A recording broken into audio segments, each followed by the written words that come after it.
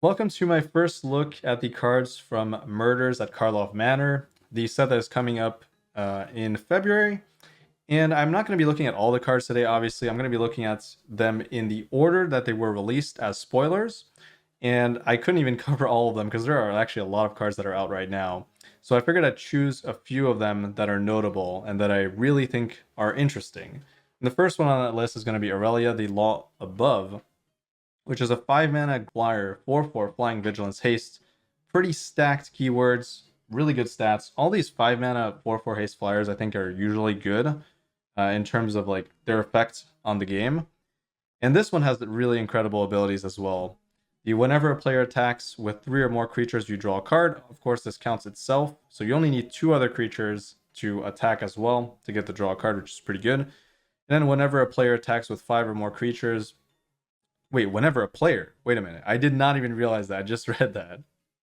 So this counts your opponent as well. Okay, this is insane. It was already a really good card, I think, with just it counting for yourself, but now it counts for your opponents as well. Really interesting. That does give it even more power, which I think makes it potentially even more playable, which I think this is definitely playable. So 5 or more creatures. This creature, so Aurelia, deals 3 damage to each of your opponents and you gain 3 life. And that is also really relevant. One, because if you're attacking with a bunch of creatures, you're probably trying to deal a lot of damage. So having more damage stacked on top of that is relevant. And then the gain 3 allows you to race a lot easier. So this card is really, solid in what it does, and it's for a specific archetype. And it does things really effectively. And I just think this is a really good card. And it's also pretty cool. So before we get into this next card, I just want to mention that this theme for the set is absolutely incredible. You can see it from the title of the set, I guess, but if you didn't get it, it's based around a murder mystery, and you have a bunch of detectives and all that stuff, and there's a new mechanic that's going to be introduced in this set that is the suspect mechanic, and this card kind of highlights that, and then we'll go into other cards that have that kind of a mechanic tied into it.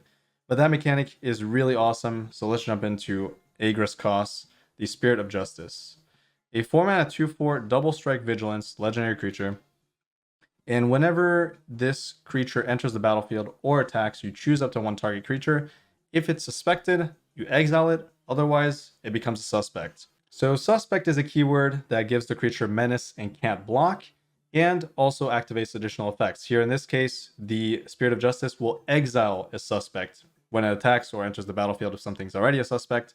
That makes this card really interesting because it can act as a removal spell on top of being a really solid creature.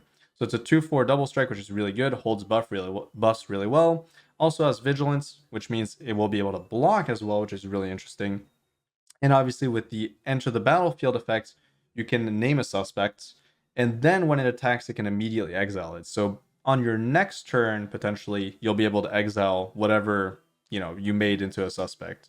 So I think that's really interesting for this card. I don't necessarily know if this is strong enough because you have to wait 1 turn to exile, but the creature is solid by itself, and the suspect effect kind of remains on the creature even if this dies. So if you have multiple copies of this card, you can potentially, play it, they remove it, and then you play your next copy and you'll get the exile effect immediately on the creature you want to exile, right?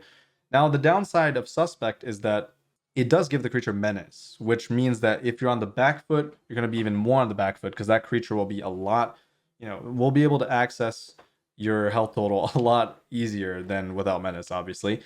So that is a downside and something to think about. But either way, I think this card's cool. It probably won't see play, I think, but still really interesting and highlights the suspect mechanic really well, I think. Another card that's really interesting flavor-wise, so a lot of the set is thematically is on point, and I think this is definitely my favorite set when it comes to the theming, and I think they absolutely nailed a lot of these cards when it comes to their flavor. And I think Airtight Alibi is a really good example of that. You have a 3-mana flash enchant creature. When it enters the battlefield, untap enchanted creature gains hexproof until end of turn. If it's suspected, it's no longer suspected, and enchanted creature gets +2/+2 and can't become suspected. And if you think about this card when it comes to what it is, an airtight alibi, the creature can't be a suspect anymore because it has an alibi, And on that turn that it showcases that it has an alibi in reaction to your opponent, trying to remove it. So that's also really cool. So it can't be interacted with through, targeted removal by gaining the hexproof. And if it was a suspect, it's no longer a suspect because of the alibi. I don't know. Like, all of these effects just make so much sense for the card. And I think that's really, really awesome. And a lot of the cards in the set really highlight the thematic of the set. So Assassin's Trophy is one of the few reprints of this set. Actually, I don't know if there are that many reprints, but this is definitely one of them. And it's a card that's really interesting. So you have a 2-mana Golgari instant. It destroys target permanent, so it could be lands as well, which is really interesting. And its controller may search the library for a basic land and put it onto the battlefield, then shuffle. So just a really solid 2-mana, destroy literally whatever you want, and obviously they get a land back for that. So there's some, give and take here, and the card is just really solid. Probably definitely not standard power level, but with the lack of basics being played in some decks, maybe you have like a land destruction build with like a bunch of fields and stuff like that, where this could be a lot more powerful than it might seem at first glance. Lightning Helix is the second reprint that I'm going to cover, and it's one that is seeing play in a few formats, I believe. And it's just, 2-mana Boros instant, deal 3 damage to any target, and you gain 3 life. So really flexible, really incredible life swing here. But for standard specifically, I'm not exactly sure that this is that good. First of all, because there's no Boros fast land, so an aggro deck might not be able to have access to this very easily. And control decks have to deal with creatures that are so overstated that this will probably just not deal with anything. And it's more important to like remove creatures than to potentially have this kind of gain life aspect to it. Now, it's really good in the sideboard against aggro decks, obviously. If you're in like a Jeskai control deck or like a Mardu mid-range or whatever, whenever you need life gain and you're in these colors, and you're facing like a really low statted, low toughness aggro deck, this will always be good. So it'll probably just be in the sideboard against those decks if a deck like this exists that really wants to use it. Convenient Target is interesting. I just want to talk about this, like the flavor, like conceptually, it's a really interesting card actually. I don't think it's that good, but I just want to talk about it. So 1-mana enchantment aura. You enchant a creature. Obviously, it's an aura. Well, actually, auras can go on non-creatures. Never mind. So enchanted creature becomes a suspect when this enters the battlefield, and suspect gives it menace and can't block. So you're kind of upgrading its aggressive stats, and you're removing the ability to block, which is really bad, obviously, if you're behind. But you're the aggro deck, so it's probably fine. An enchanted creature gets +1/+1, and you have the additional ability of paying 3 mana, and you return this card from your graveyard to your hand.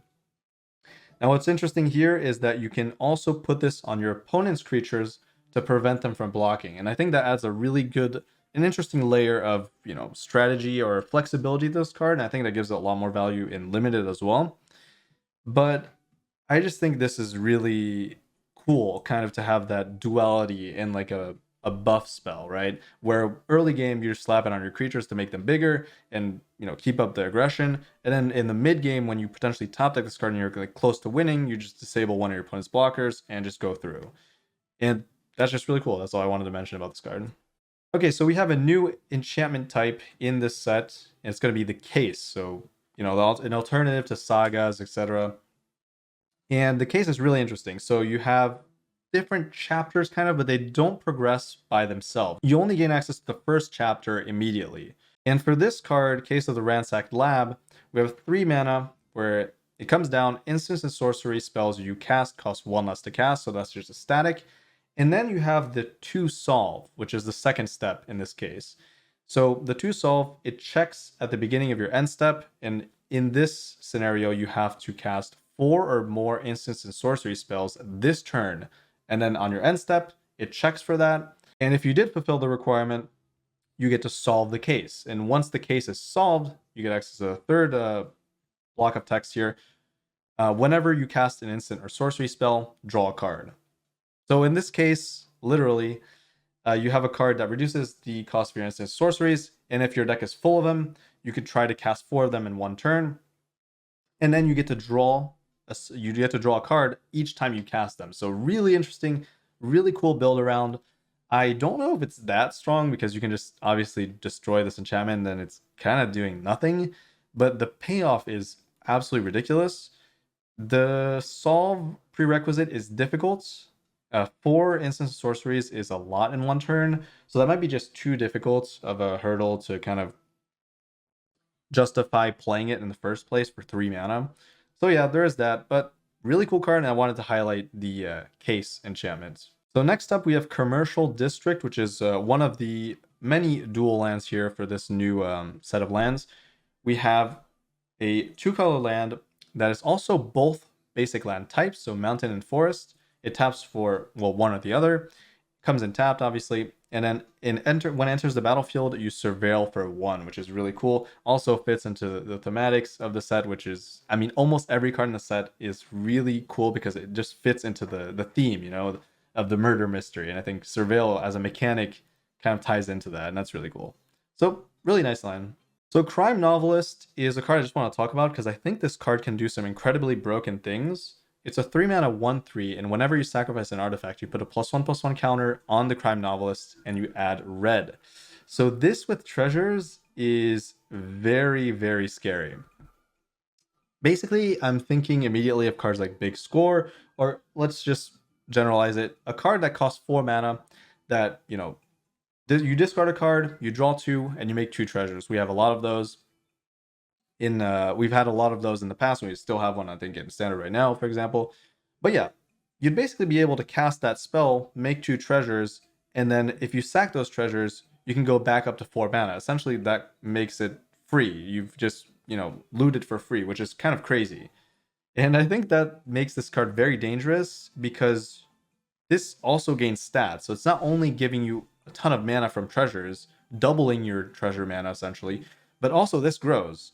So you can play this and then, you know, use a treasure generating spell the next turn, and then you'll be able to attack with like a really big creature. So potentially, if we're following that logic of the 2 treasures the next turn, you can have a 3/5, which is incredible on blocks and incredible on offense. So I think this is very dangerous as like a potential card you play in like a treasure deck, and potentially make some crazy combos happen as well. I don't even know how to begin to think about what kind of potential infinites you could have off of this. Maybe I don't know if that's possible, but this type of design is incredibly, you know, scary, I think. So something to look out for and maybe try to build around once it comes out.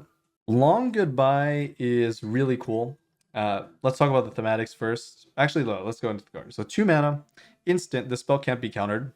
So really good against ward specifically. And destroy target creature or planeswalker with mana value 3 or less. So it's like eliminate on crack. Basically, eliminate was just to destroy target creature or planeswalker with mana value 3 or less. But now you have the spell can't be countered on top of it. And thematically, it's really interesting because it's named Long Goodbye, and as the flavor text says here, as the days grew longer, so did the list of missing persons. So you're basically making that creature or planeswalker go missing forever, basically. It's a long goodbye. That's just really awesome.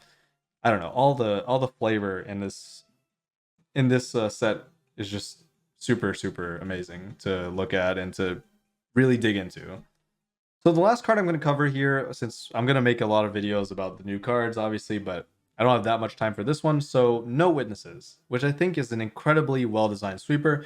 And I think these types of designs for sweepers should be like the standard for like a relatively early game sweeper. Essentially, 4 mana, each player who controls the most creatures investigates, then destroy all creatures. So a sweeper that will give something back to your opponent if they have more creatures than you, which is something that will almost always happen, but also means that when you're playing like a token deck and you potentially want a sweeper to like go along with that, you know, against certain matchups, you might even get the clue token yourself. So that's also gives it another layer. Not very relevant, but just in general, an early game sweeper that gives something back to your opponent. Now, obviously in standard, this is just way too weak. We have cards that are way more powerful, but I think that doesn't take away from the design itself, like the conceptual game design philosophy of designing sweepers that give something back to your opponent, which I think is where you want to be at for like early game sweepers. Now, obviously, if stuff's more expensive, you can get pretty crazy with that. But for a relatively early game sweeper, I think giving something back to your opponent at a cost, obviously. So like here, a clue, which they have to activate for 2, means that they're not regaining that much tempo if they, you know, choose to draw a card. They're still losing that mana. So it's pretty fair, I would say. And I really appreciate that. Okay, so that's going to do it for this video. I'm going to cover all the other cards, obviously, that I think are notable in future videos, so look forward to that. But anyways, I'm going to leave you with that.